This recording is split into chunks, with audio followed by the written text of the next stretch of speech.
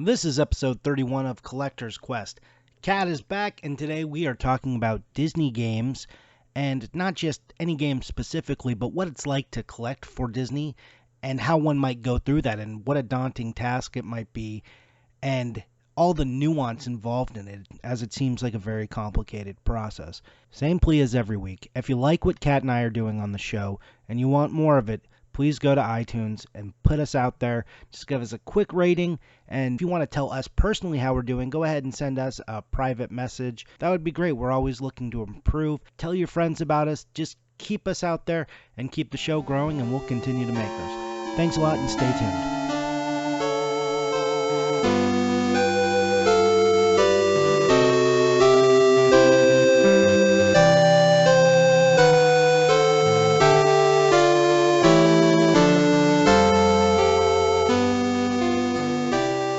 Welcome back to another episode of Collector's Quest. I'm Kat here with Johnny. Hey, Kat, you're here, finally. I feel like I have not talked to you in weeks. I know, other than Facebook Messenger, right? I'm back. I'm not missing this time. No, and that wasn't your fault. I kind of just went rogue on that one. I was like, nope, I'm getting an episode out on Monday.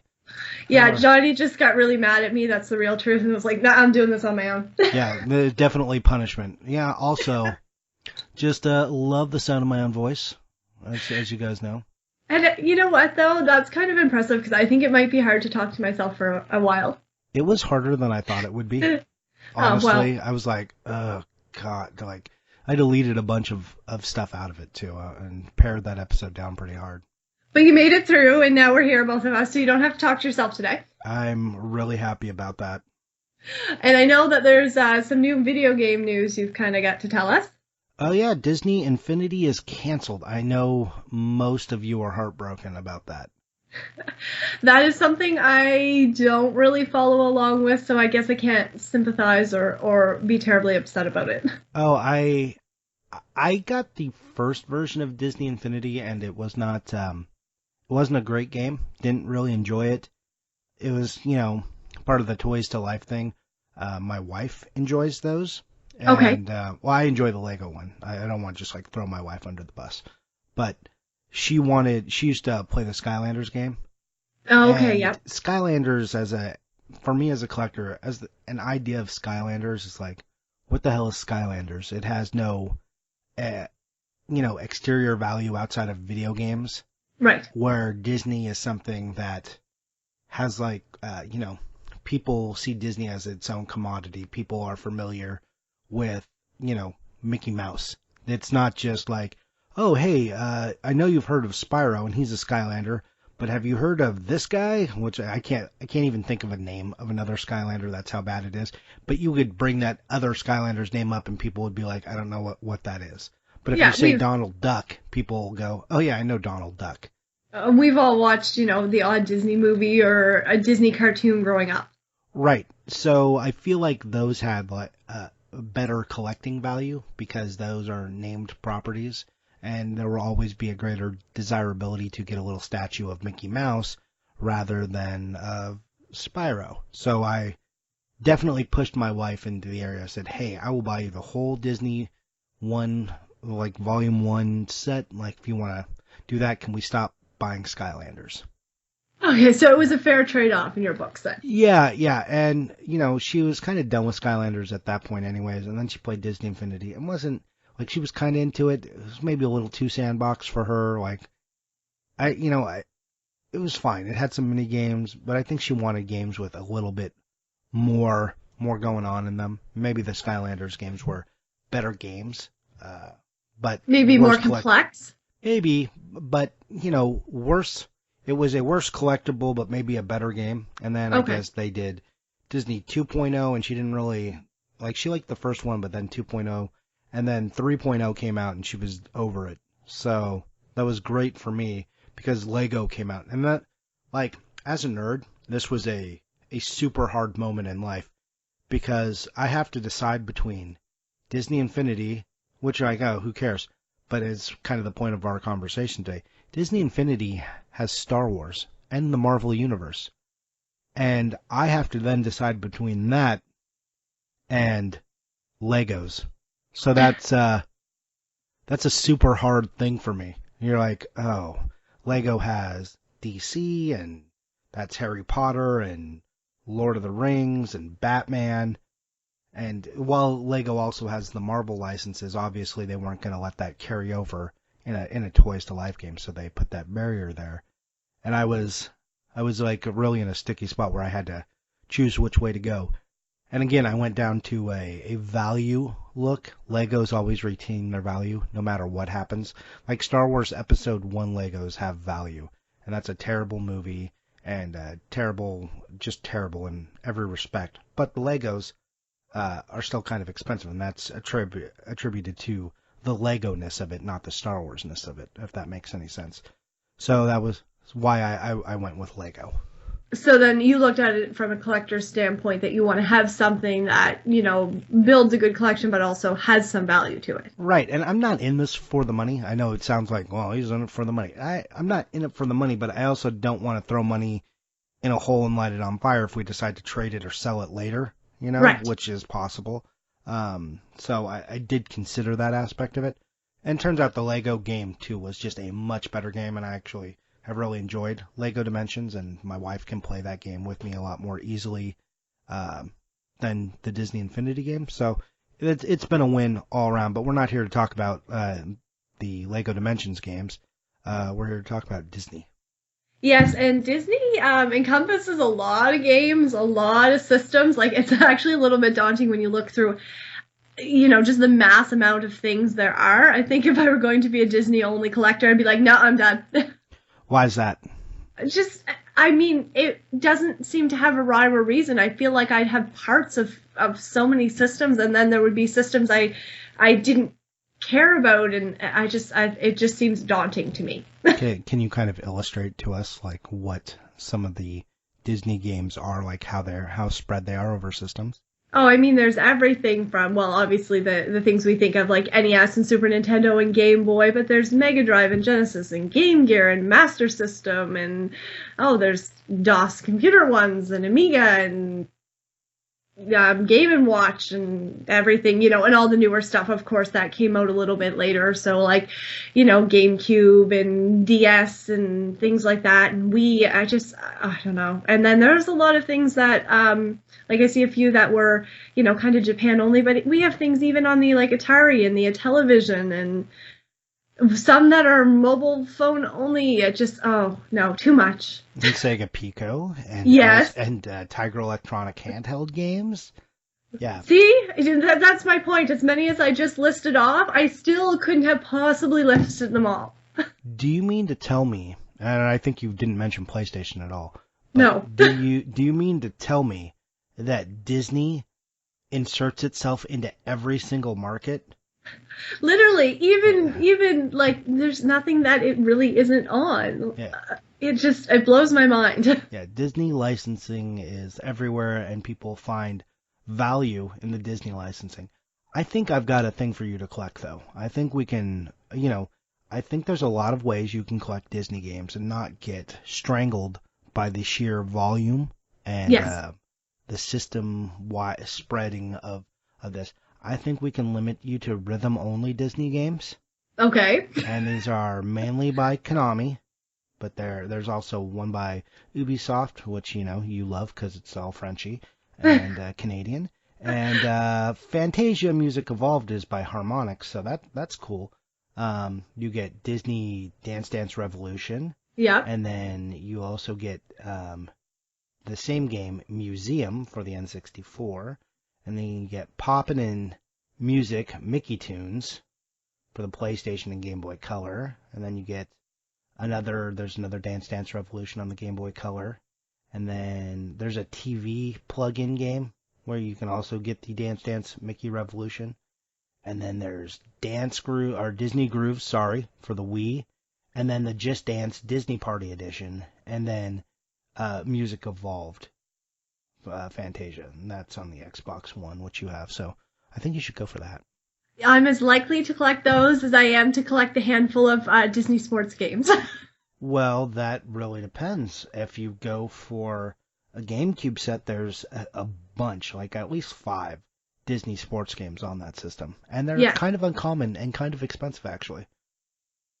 Well, they're sports, so it doesn't really matter to me a whole lot. And GameCube isn't in my near future. I think, but I don't think the rhythm games are going to happen either. No? And that's just No. the rhythm games. That's not even like the karaoke games. Maybe you could do a combo set of like rhythm games and karaoke games, because there's a ton of those as well. If we get the karaoke games, though, the problem is, as I'm concerned, is that we have a party and we all get, a little too happy and drink a little bit too much, and then we're all singing Disney karaoke. Yeah, and you would think that would be like Disney classic songs from the movies, and you might be a little bit right, but it's more like Hannah Montana songs. Oh, see, then, I don't even know what's going on. I'm way too old for that. Right. That's like, I looked when like the Disney karaoke game came out, I think on the Wii or something, and I think I looked at it for my wife. I was like, this would be fun, maybe like to throw in the mix. And I looked at like the list of songs. I was like, this is god awful. It's called like Disney Sing It or something, and blech, did not buy. And it was on the Xbox 360 actually. It was The problem, I think, is when we think of Disney, we think of the more classic, old school Disney. Like, I feel like some people forget that Disney continued after whatever, Right. and we just don't know what's going on. And that is kind of like one of the big cruxes to collecting Disney game, right? Just like you said, we think of Disney classics. We think of Snow White, we think of Sleeping Beauty, we think of Pinocchio and the Jungle Book. And we think DuckTales.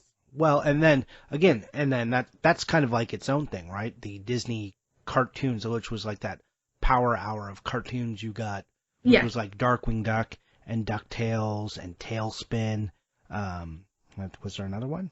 Rescue I think Rangers. it was. Yeah, Rescue Rangers. Yeah. So you think of those, which was like its own super block of stuff in like the late 80s, early 90s, which was awesome.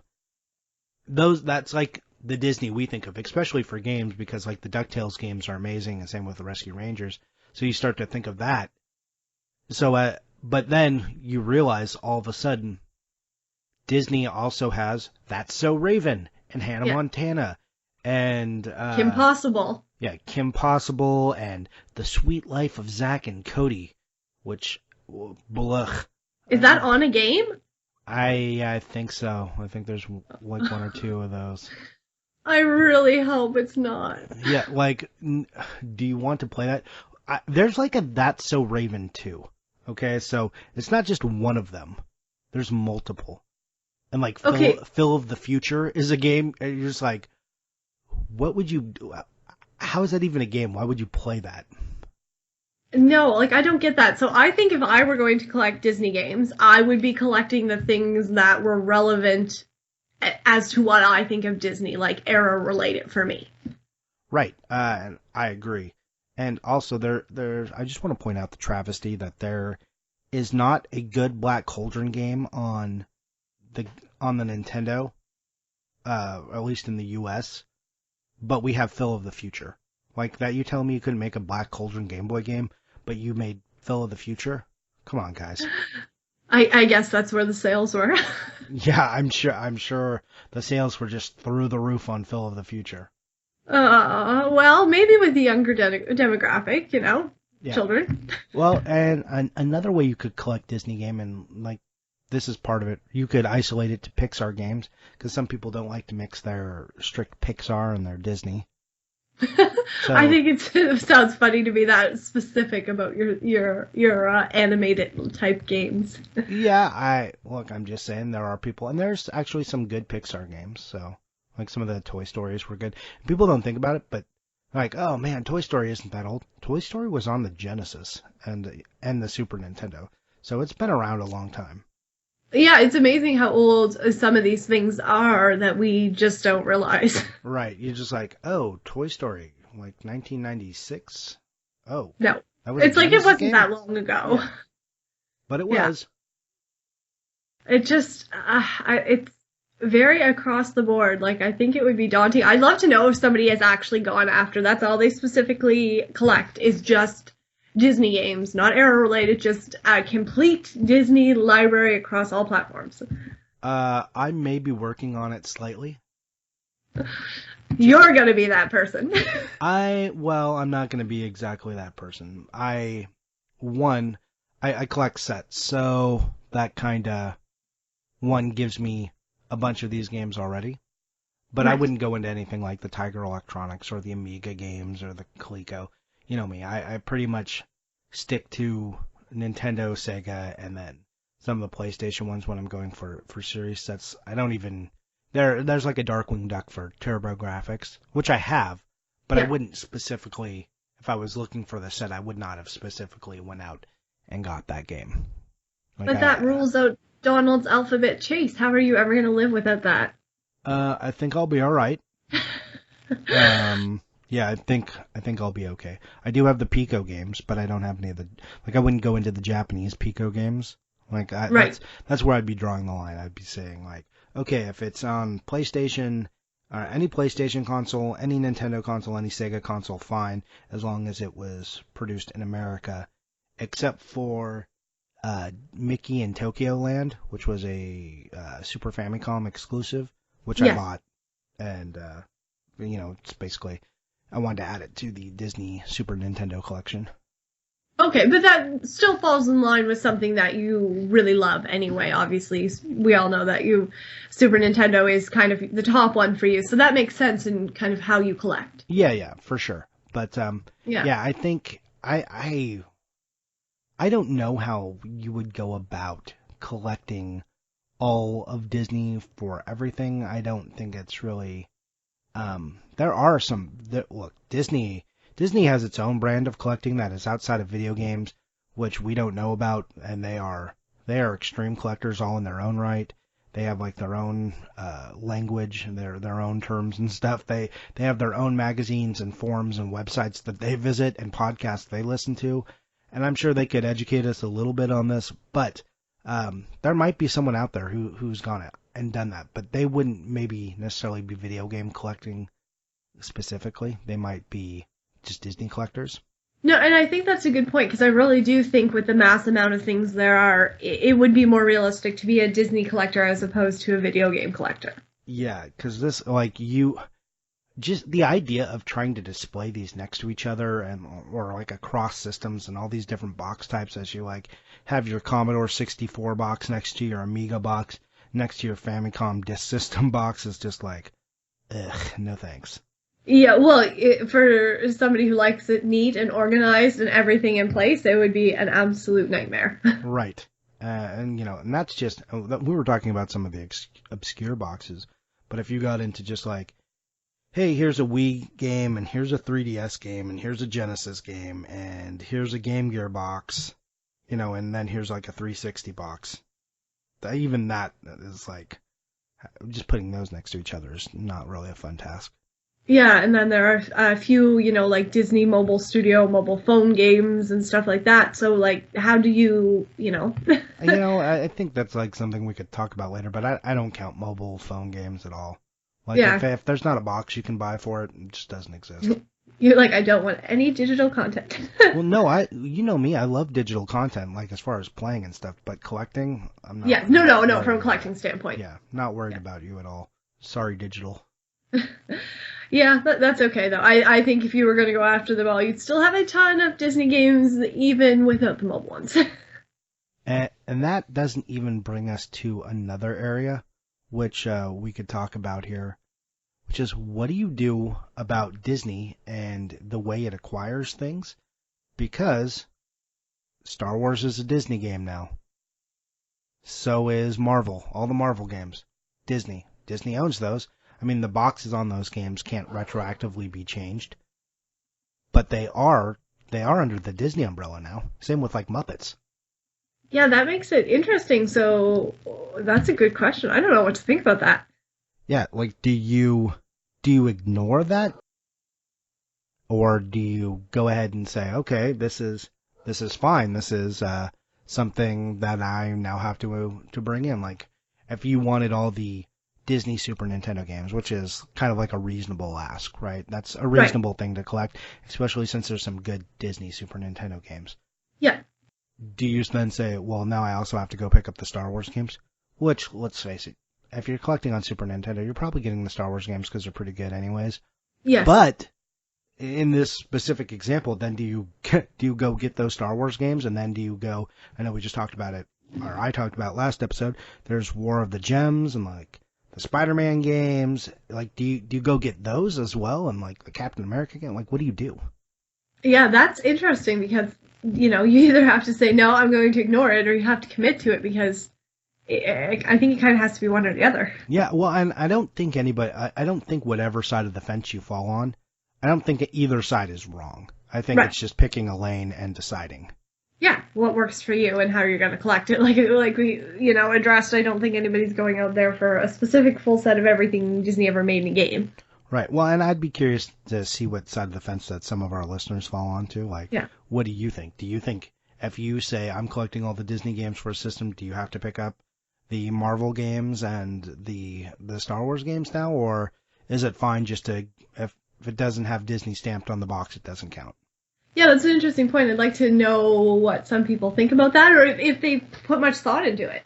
Yeah, I personally, because I get weird and OCD and I like to go to extreme measures, I would probably say, yeah, let's do it all. Let's see what that looks like. Yes, because you want to have it as complete as possible. Right. I mean, it doesn't affect me on Super Nintendo because I'm going for the set, but yeah, like in general, I think that's where I would fall. I just know how I am. Okay, well that's good. At least you have a clear idea, should you decide to do this, what you're going to do. Yeah. Well, to back up on my like what I would collect for Disney, like I don't have that many Turbo games, but I do have Tailspin and Darkwing Duck Fort because it was just like, well, just in case. Yeah. Just in case I ever do the full Disney thing. That's kind of how I am with Disney. I just quietly pick up some of them as I go along. And like, I was like, oh, I gotta double check these Muppet games now because Muppets is owned by them. I started doing that as well. So it's, if you see them, you pick them up, but you're not actively being like, okay, this is my next goal, everything Disney. No, it's kind of just one of those things that I put in the background and kind of quietly work on if I come across it, but I'm not like Super Nintendo where I'm like, okay, I've got a list and here I go. I mean, I do have some, I have lists, but they're not even like fully vetted lists. It's just like stuff I typed out and knew. And as we were talking about earlier, but I totally forgot about counting Roger Rabbit. Like, how do you count Roger Rabbit nowadays? Right.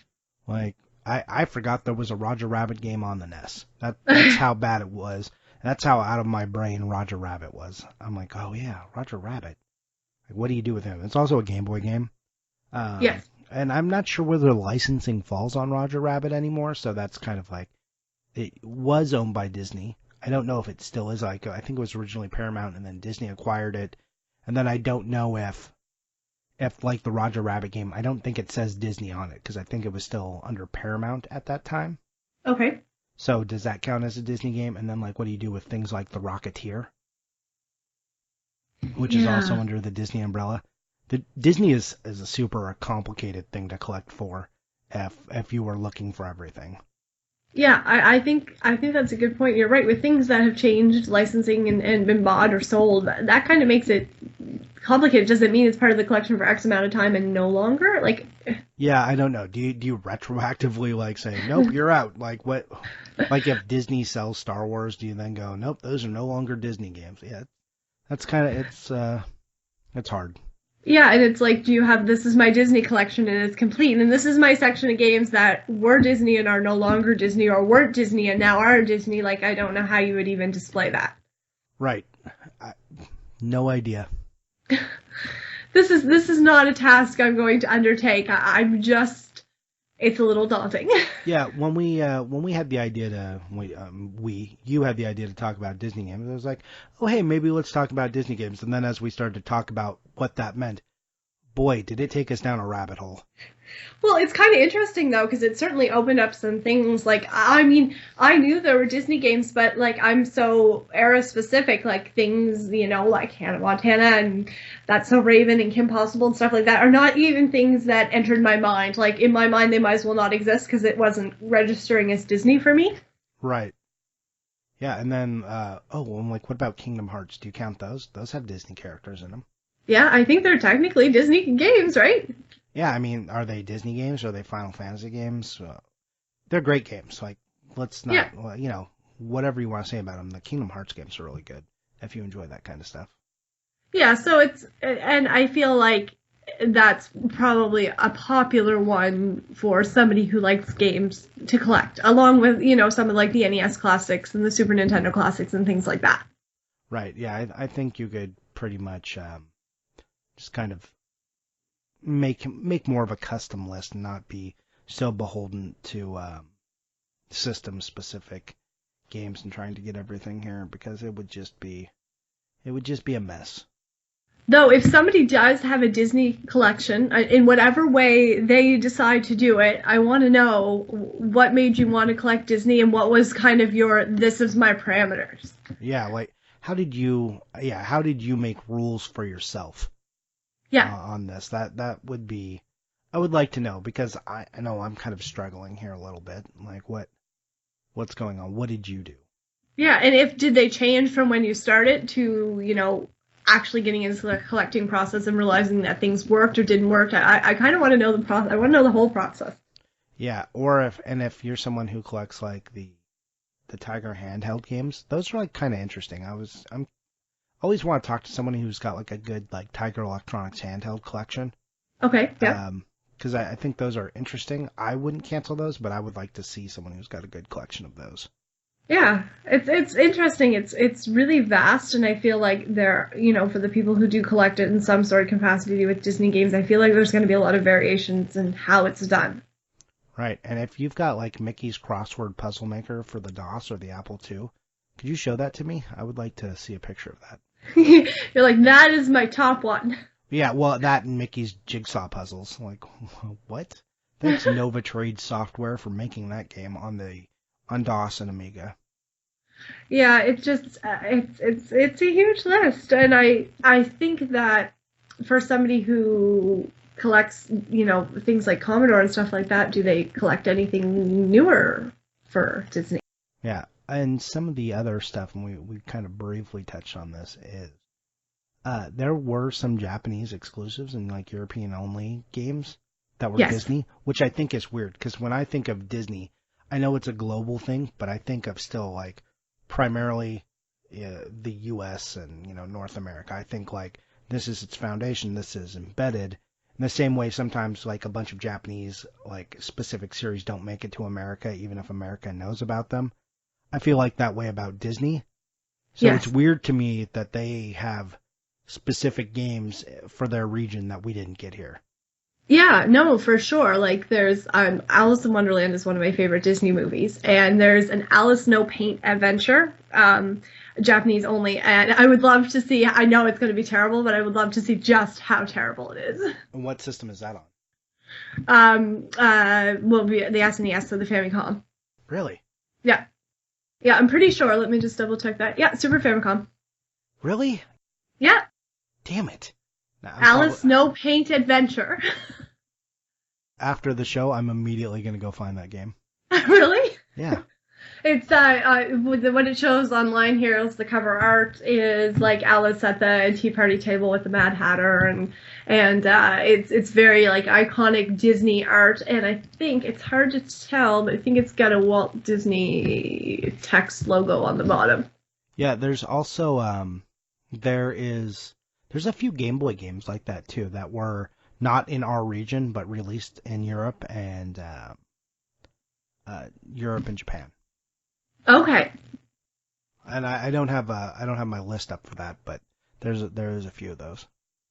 Interesting. But of all of the ones that were kind of, not here, of course, the only one that stuck out to me was Alice. Well, for me, it's any of the Super Nintendo games. Yes. I want to see what those are. Yeah, this one just happened to be that. So definitely one that I think you and I are both going to end up looking up. Yep, I actually did just pull it up, and I see one for like $15, and I'm gonna buy it. There you go. And then you can digitally paint Alice pictures. Absolutely not going to do that. No, you're just like, I just have to have it though. Yeah, I just want it in its little Famicom box. Yep, and it does. Yeah, it's got like the classic Tea Party scene on it. Yeah. And yeah. Yeah. There it is, $15. Yeah, I'm making an offer on it. You're like, you want that one because that. I'm going to get it because it's Alice in Wonderland. So there we go. There's the extent of my Disney collecting. I want this because it's Alice in Wonderland. Right. So for me, it's definitely era related. Because we know it's not going to be a good game. So we know it's not. It's going to be terrible. Yeah, it even sounds like it, and it does say that literacy in both Japanese and English is required to properly enjoy the story mode. So while that rules it out, I couldn't play it even if I wanted to. This drags me onto like a point. I'm a non sequitur completely, but I just made an offer on those games as we're sitting here doing the podcast. I just made an offer on that one, and it had it like for $15, and I offered 12, and it was declined. Like an auto decline, and then I offered 13 and it was auto declined. And then I offered 14 and it was auto declined. And then you bought it for 15? Yeah, it's like, okay, I understand how best offer works. Like maybe, I mean, what, like you're only going to accept offers of like $14.75. Like what is that? Like very strict range. Like my last offer was $13.50, and it's like no. Nope. Auto decline. Not even like, let me think about it. Straight up auto decline. Not doing it. You should have put in $14.99 just to see if it auto declined it. I went through all three of my offers. Now I can't even do it anymore. It's like, nope. Yeah. This is it. You want it. This is how you get it. Like, whoa. Sorry, Johnny. You're going to have to pay the extra couple bucks. Yeah. Well, now I'm like, there's one for $24. Then I'm looking at it best offer because the shipping is only $4 rather than $10. You know, it's like, hey, screw you. Screw you, people who do this with your weird best offers. Well, this is probably the first episode in which we've done where you're ordering games during the episode. Yeah, well, I'm going to blame you and me for this because I didn't know that you know how my OCD brain works. I'm immediately fixated. I was like, have to do this now. You can't just spring things on me like that. Okay, but it was Alice, so I had to share it. True. So, and then it was a good thing I shared it because you had to have it. See, it's all good. Yeah. Could be worse. Now I'm making offers on a different one instead. They're going to be auto declined. I would laugh if it was the same thing as last time. It just auto declined it. Nope. It says they're going to think about it for me. Okay. You just have to wait. Yep. Well, that's okay. Since it's just going to sit on the shelf and not be played, a little waiting's okay. Yeah. Oh, yeah. There's no great impetus into this. Anyways, let's drag me back on topic. Disney games. Okay. Disney games that we can talk about that you won't need to buy during the episode. Yeah. Well, I mean, have we kind of covered it? Did we reach the point like where we're now letting the discussion flow to our audience? Like about the things we talk, I think we have, right? Yeah, no, I think we have because I think, we're kind of mind blown about all that is. And I really, really, really want to know if there are Disney collectors and how they do it and why they do it the way they do it. Yeah, for sure. And also, if you guys get a chance, go check out the Wikipedia list. Though, honestly, I hate Wikipedia as a list for games because they're always wrong, or just not well thought out. But this list has got some interesting thing. I wouldn't say this is the end-all be-all list, but if you go Disney video games on Wikipedia, the list is pretty interesting. Right or wrong, it's an interesting list to look at. It's certainly one of the better formatted ones, and it's nice that it's chronological and broken up between, characters and things like that, because it does make it a little bit easier to go through. Yeah, a lot of the wiki lists are really bad, but this one's pretty good. Yeah, and right or wrong, like you said, it was still fairly interesting to look at. It was certainly eye-opening for me. Yeah, me too. Yeah. All right, so let's move it along. Kat, have you bought any games? No, but I am going to go buy that Japanese Alice No Paint. You got like 3 weeks here. I know. I just haven't done anything other than work. Kat, that's not acceptable. Well, it's all right. It has to be that way. I have all summer to make up for it. You hear that? That is a heavy sigh. Okay, I have no shortage of games. It's okay. That's not what we're about, Kat. We're not about you got enough games in your game room. We're not those people. There will be lots of things to come in the future. You're gonna have to buy something. Even if you don't want, that Alice game better be bought by next week so we can talk about it. Yes, it will be bought by next week. I'm going to go on and I'm going to do it right after we're done recording. I'm going to be patient and wait till we're done recording. Okay, fine. I was going to say, now we're competing against each other. I'm being patient. Yeah, well, now you're going to pay more than I did. Boom. That's fine. Done. That's fine. Let's see. What have I bought? I bought some Super Nintendo games. Okay. Which is, I mean, we could just cut and paste that from every other recording. Yep, bought some Super Nintendo games. But that's not going to be happening much longer. We're going to get very few updates on what I bought because if all of the boxes turn out right, Kat, I've only got 2 more. See, and then you're going to have to figure out something else to buy, or you can just take a small little hiatus and regroup yourself like I am. Yeah, a hiatus. I normally do my hiatus in January. Okay. Like I start in December and like usually around, actually like sometimes as early as my birthday in October, I just stop buying anything but new games that I'm actually going to play. But I didn't do that this year, so maybe I will take a summer vacation. Yeah, you'll just tone it down. I mean, you're gonna run out. You're gonna have to regroup after the Super Nintendo's done. Oh yeah, well my finances definitely need to recoup. Even the worst Super Nintendo games are super expensive. Like I was talking to this with somebody who listens to the show that they're like, oh man, how did you get so many of these games? I'm like, well I paid $20 for my Chrono Trigger, so that helps, when acquiring a massive library when you're not paying today's prices. Yes. But what hurts is that I paid $35 for Hook. So I paid more for Hook than Chrono Trigger, which seems like a crime of some sorts. Yeah, just because of the difference in time and how, Yeah, there's a 10-year gap between when I purchased these 2 games. Yeah, that's insane. Yeah, so, yeah. My Hook was more expensive than my Earthbound, too, actually. Oh my goodness. Yeah. That's hilarious. Right? Anyways, yeah, I bought a couple more games. Nothing super exciting as far as which the titles were. Ignition Factor. Hooray. Which came and may have to go back, actually. Oh, no. Yeah, the box is a little crushed. They said good... this was an Amazon purchase without a picture, which is the risk of Amazon. But they said the box was in good condition, and their definition of good and mine are clearly different, as the whole box is crushed and like the flaps are creased on both sides.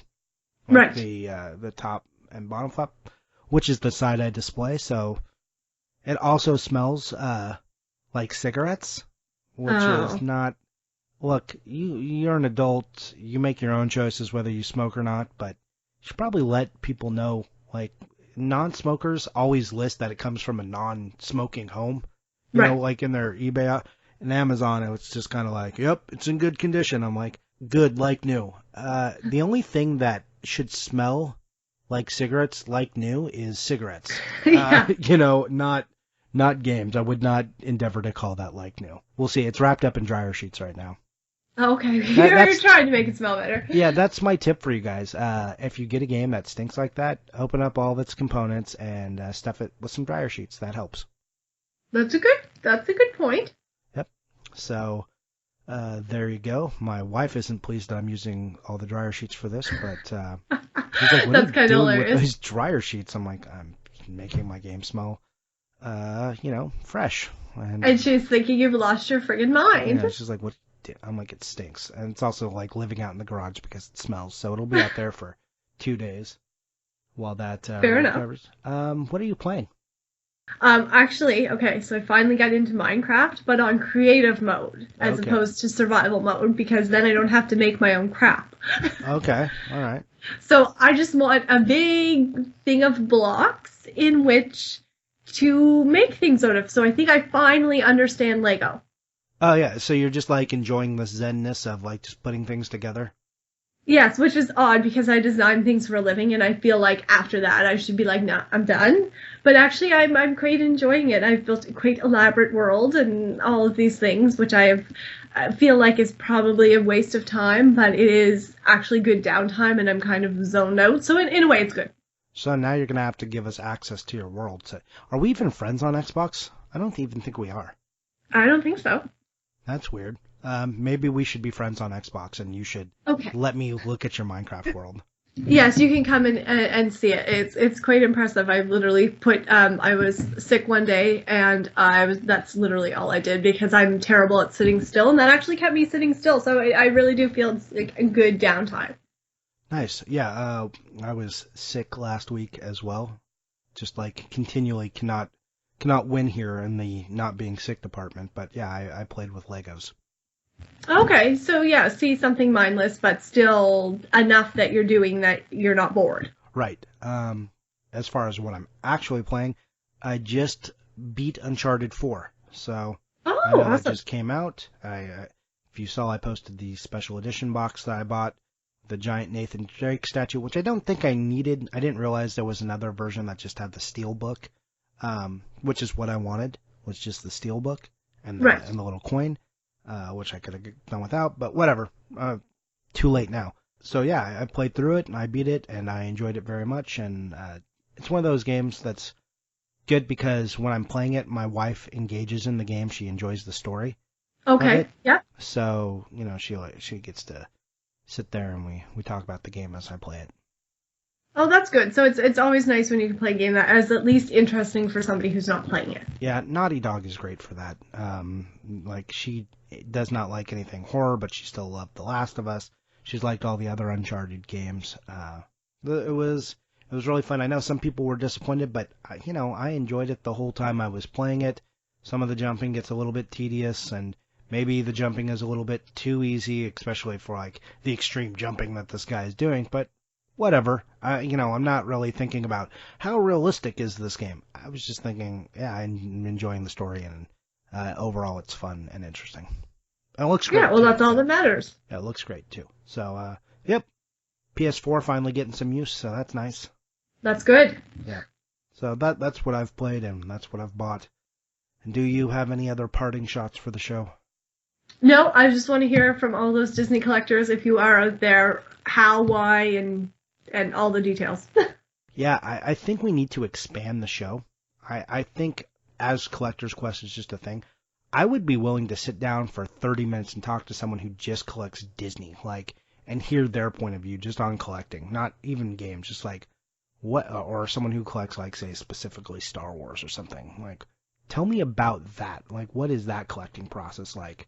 Because as we are collectors, we have our own processes. I'm sure they do as well.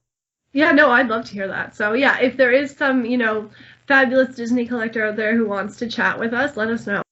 If you collect something super weird, I'd be willing to do like a couple one-off special edition episodes of a very special collector's quest where we talk about something else. Yeah, no, I like it. All right, then I think that's it. Kat, where can we find you on Instagram? You can find me at Katsylvania, Katselvania. And you can find me at Johnny_Iucci. That's JOHNNY_IUCCI. And we will talk to you next week. All right, goodbye.